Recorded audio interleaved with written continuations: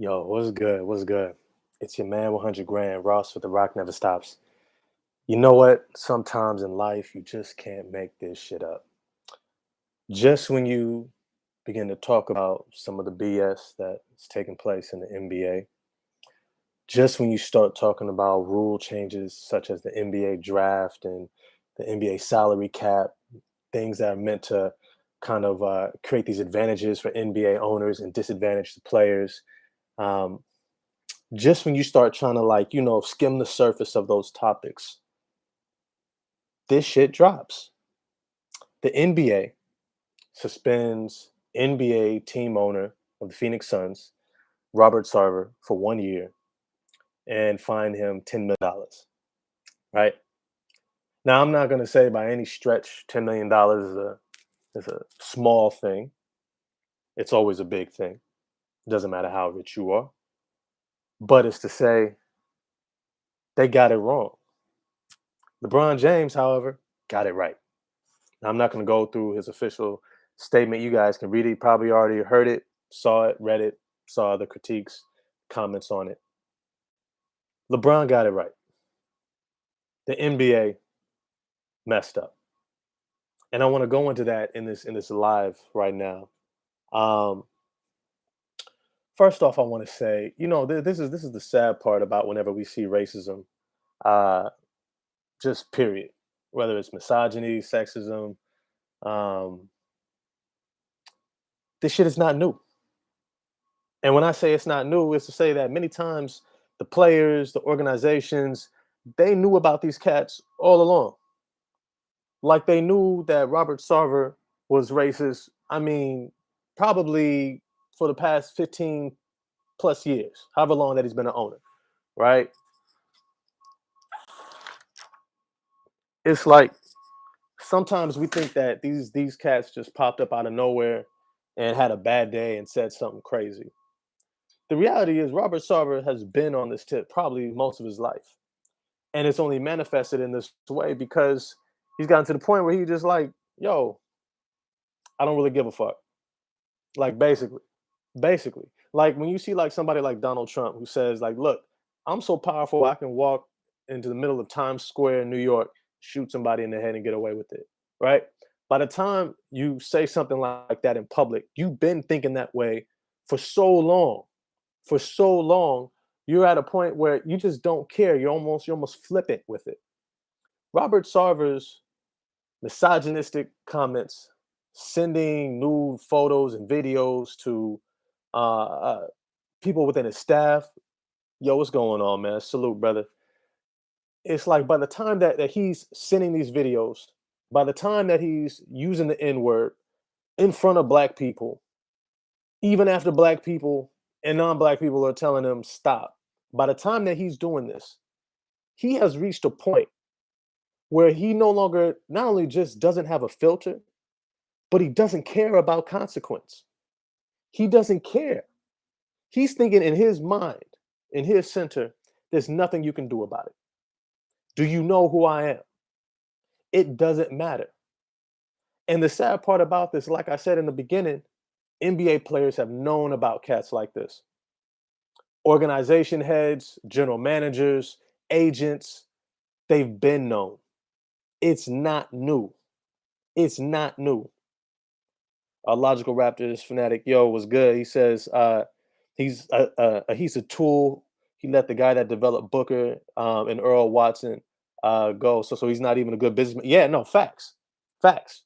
Earl Watson was dope, but Earl Watson was also one of the first guys to blow the whistle on him. You have to remember that he was one of the first guys who actually said, "Yo, bruh, stop using the N word. I'm not playing with you, man. It's not cool. I don't want to hear it." He said it straight up to him, and it's it's not funny to like see that, oh yeah, it cost him his job. Like we have to recognize, and this is kind of where I want to steer the conversation towards these these changes that we're all desiring to see in this world, that we desire to see in the sport. They don't happen by chance, they don't happen accidentally, they don't happen passively, and they don't happen without a price being paid. And most of the time, the price being paid is by those who are being harmed by it the most.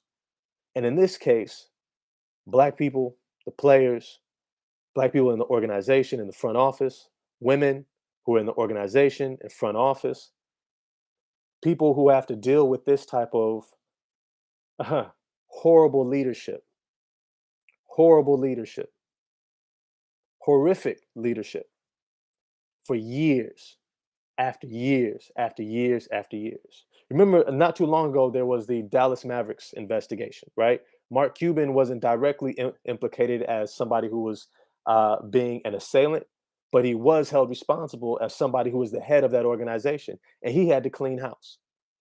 He had to remove a whole bunch of people who were using all these misogynistic terms, sending videos, saying crazy stuff to women, right? He had to deal with that issue. But the people who first blew the whistle, right? These women were the ones who were being thrown under the bus, who had to deal with the backlash, right? Not too long before that, you have Donald Sterling and the Clippers. They all knew that this dude was racist. Everybody knew he already had he already had people. What was his name? There was a NBA player who had played for the Clippers who was in the front office who actually filed a lawsuit against Donald Sterling, right? Talking about, yo, this dude is racist. This dude is constantly saying things that are crazy. He's undermining the success of the team. He's been this guy. And the sad part about it is that it went on for decades, for years. And now we're at a point in the NBA where you have another incident. And I'm going to call it an incident because it's not isolated. It's one of many, right? I'm not going to call it an issue only because it's been there. It's been there. This is a part of the makeup of this country. It's part of the makeup of our society. We deal with racism. It's a part of the foundation of how this all got started, right? We understand it's here. And now that we see it, it's in one of those positions where you're looking at the players and you're going to say, well, what are you going to do about it? Because the reality is, yo, the commissioner, Adam Silver, right? He works for the owners, right? His job is to make sure that everything runs smoothly, business is booming and it's flowing, right? And he's the intermediary between the players and the ownership groups, right? This is why I don't put it on him. One, he's not of the community that's being abused by this type of behavior. Two, he works for the group that is protected by the current set of rules and culture that is within the NBA that allows for a Robert Sarver to be an owner in the first place and to have existed for so long as a team owner in the NBA. Now, what can the NBA players do about it? The NBA players have to get to a point where they say, you know what? I'm not going to deal with this. I'm sorry, not deal with this. I'm not going to put up with this. I'm not going to settle for anything less than the environment that I want to work in. I'm not going to settle for anything less than making sure that I don't have to deal with this ever again. If you're the Phoenix Suns, especially, and I want to say especially Devin Booker. And the reason why I want to single out Devin Booker is because, look, I know you look up to Chris Paul. I know he's like big bro. I know he's looked out for you. But if you're ever going to be a champion, if you're ever going to be more than what Chris Paul has been in his career, then you're going to have to elevate and become more. You can't be just kind of concerned about yourself, right? And I throw that out at Chris Paul because he was there with Donald Sterling, right? And still decided to go out there and play in the playoffs, right? He didn't put his foot down and say, I'm not going to play in the playoffs for the Los Angeles Clippers as long as this racist owner is here. He had an opportunity to do that and he backed down. And in this situation, even his response, it was passive. It was weak. Oh, well, I feel like they could have did better. Man, yo, at this point in your career, you don't have a bigger platform to say what needs to be said to stand up for the community that is the NBA players, right? That is overwhelmingly African American, that is dealing with having to exist in a work environment where you have a racist team owner, organization leader who's misogynistic, who is outlandish, who has no filter, who gives no fucks. Really, really. I mean, if a black person can tell you, yo, stop saying the N word, and you go, Nigga, what?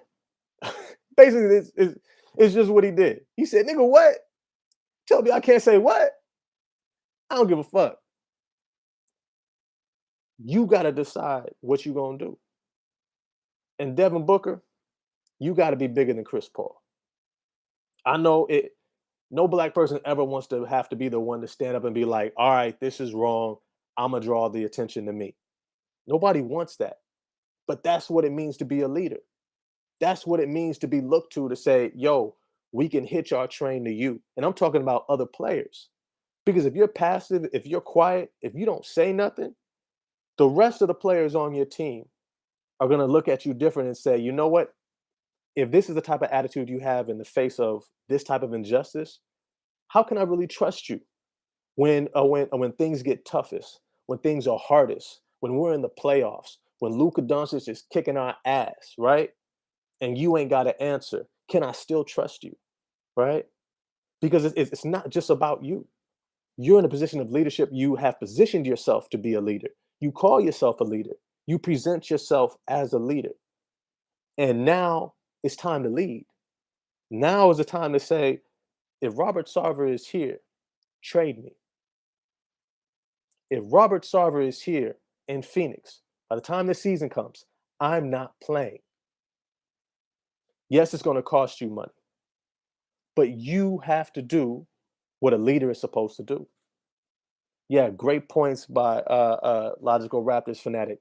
Yo, definitely Golden State. This was an issue over there. I mean, I don't know if y'all remember during the whole NBA championship where the Toronto Raptors won.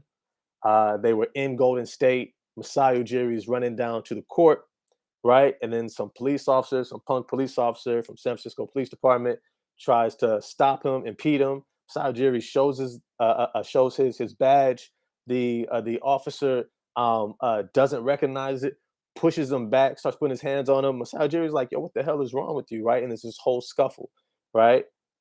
Golden State and their organization was real hush hush quiet about it, which has always been kind of the issue I've had with that organization and still kind of do. I don't let anybody off the hook, right? All right. I'm 100 grand. I'm gonna be honest with y'all. They botched that whole situation, right? Then the officer was lying in his testimony, saying that he didn't show the badge and all that stuff, right? Lo and behold, when all the evidence came out, he showed the badge. The video footage was there. Then the cop tried to countersue a Masai Ujiri, right, and tried to sue him. It was crazy. And then the NBA covered that whole situation up. The Golden State Warriors covered that whole situation up instead of doing the right thing, which was saying, "Yo, this was wrong. We're not going to have this in our organization." And any officer, any person of security who is going to operate in our building, which they own the land, they own that stadium. They should have said anyone who does is going to have to operate within these parameters to respect all persons. And if you can't do it, you can't work for us. If we have to go outside and get a security agency outside of the San Francisco Police Department, then that's what we're going to do. But if you're going to be here, you have to respect us, right? But this is something that players, like I said, are going to have to be the ones to fix. This is not something that people who are not affected by the lack of an outcome can fix, right? White male owners, right? Rich white male owners who are the most privileged in the world at this point because of colonialism, because of oppression, because of racism, right?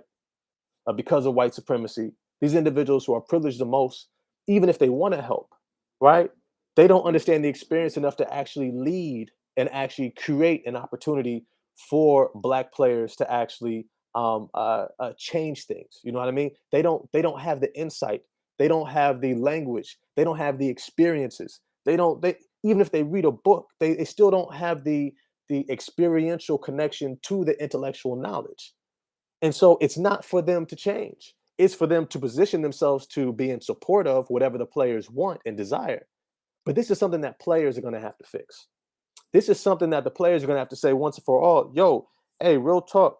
We don't want these types of organizational leaders, right? And here's the sad part about it. There's plenty of other billionaires out there who would love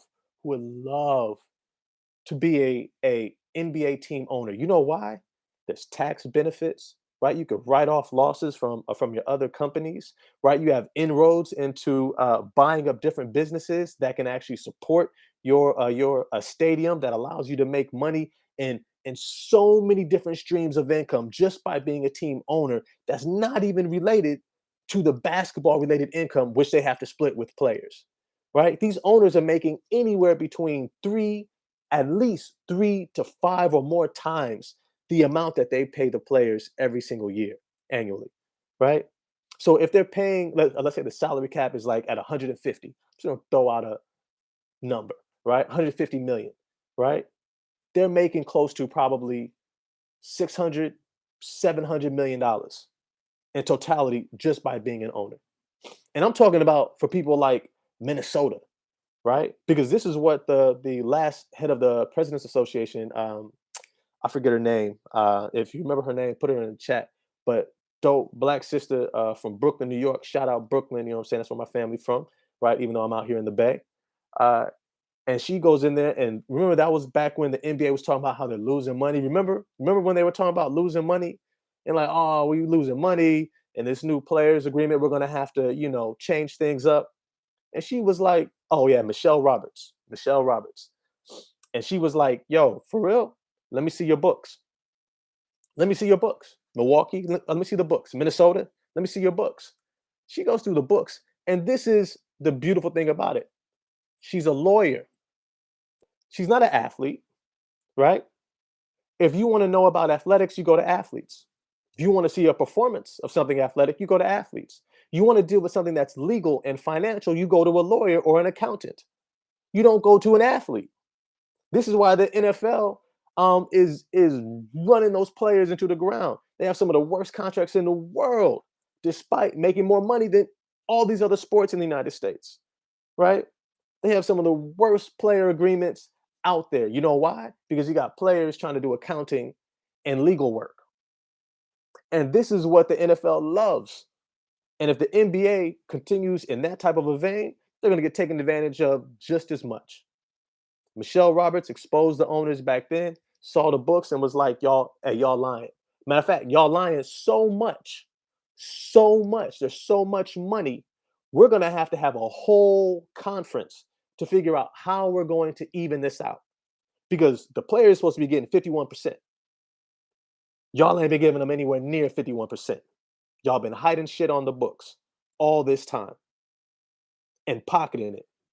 Players didn't get a chance to sue, right? They just said we're going to try to fix it. We're going to start increasing the salary cap. Do you remember how much it jumped to?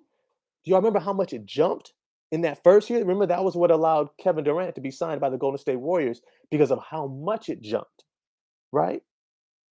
Remember, they're trying to even it out from the beginning of that player agreement to the next one coming up. They've still been on this incremental increase, right, of tens of millions of dollars every single year because the agreement was when they found all that extra money that yo, it's so much that if you do it all at once, it's going to look crazy. It's going to go from like $5 million a year salary cap, all of a sudden 175. Right? It was going to be crazy. Everyone was like, "What the hell?" Guy who was making 5 million one year, all of a sudden is making 30 the next. Right? It was to throw everyone off. So they said, "Fine, we will do it incrementally." Right? And yet you still have team owners in the NBA controlling the media narrative that players are making too much money. Right? Always showing players' contracts and all these different things, but they never show the owners' books, right? They never show how much the owners are making. This is intentional. This is intentional. This is what America has always been. How can they exploit black and brown bodies? How can they exploit for profit the labor of those deemed justifiable to exploit? And that's always been black players. That's always been black people. Period. That's just what it is, right? Which is why I fucks with certain players who actually take a stance, right? I fuck with Kyrie Irving. I fuck with Kevin Durant. I fuck with LeBron, right? I don't fuck with players who don't want to say nothing when the rubber hits the road and shit gets hot. I don't mess with those players, right? I try not to rag on them because we don't need anybody else tearing us down. But I'm not going to ride for you. I'm not going to ride for you. And as big of a fan of Chris Paul that I am, Chris Paul missed it with the Clippers. He's supposed to be a leader. That was the moment when he's supposed to say, yo, this Donald Sterling shit, it's bullshit. Get him out of here, or we're not playing in this playoff game. And he failed. He failed. Now's an opportunity for him to do better, and it doesn't look like he's about to do better. Now, maybe there's something going on in the backdrop, right? Maybe there's some meetings going on. I hope there is, right? I hope there's some amazing things going on. But Devin Booker, the spotlight's on you. Are you going to be the leader that your team is expecting you to be? Are you going to take a stance to say, look, I know we have championship aspirations. I don't have my personal goals. But like I said in the heading, it's bigger than just basketball. It's bigger than just the NBA right now. It's bigger than just players going out there and rolling out the ball, right? What did that politician say? Just shut up and dribble, right? Are you going to shut up and dribble? Are you going to stay in your place? Like I said at the beginning of this video, right? No progress has ever been made without sacrifice. And it's never been made by those who have benefited from the oppression of those who are seeking progress, right? The owners are not going to change this. The front office execs are not going to change this. It's going to be players. It's going to be those who are affected by it the most to say, we're going to come together and we are not going to stand for this. The women within the organization, the men within the organization, the black people within the organization with the Phoenix Suns and throughout the NBA need to come together and say, we are not playing if this guy is here. Remember, this is the team owner, Robert Sarver, who when black people had to ask him to stop saying the N-word, said, hey, yo, don't say this. It's disrespectful. His response was, nigga, what? You know who I am? Nigga, what? That's what he said, basically. That's what he said. Because if somebody tells you to stop, and then you right there in their face say, no, that's when you got to draw the line.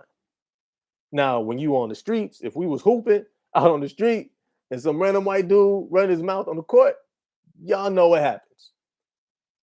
But this is a different space, right? He gets to hide behind security, gets to hide behind his money, gets to hide behind his perceived idea of the power that he holds. And this is where the players and the media and the NBA at large and the community are going to have to come together and say, are we going to continue to give power to this type of individual within this league? Because if he comes back, he's not going to change. He's not going to change. He may not say it overtly. He's going to look at you like it. You don't think there's going to be retaliation for anybody within that organization who he even thinks might have been a part of those who testified against him in these 30 some odd pages of testimonials of him sending those nasty ass sex videos to employees, talking about sexual encounters during board meetings? Yo, do you really think that he's gonna stop? Do you really think that he's gonna walk around and be like, I'm a changed man? I couldn't come into my coliseum for a full year. I had to go watch the game on my yacht, right? I had to go to my private suite over here at this hotel to watch the game. Oh man, I'm a changed man now. This motherfucker's making billions of dollars.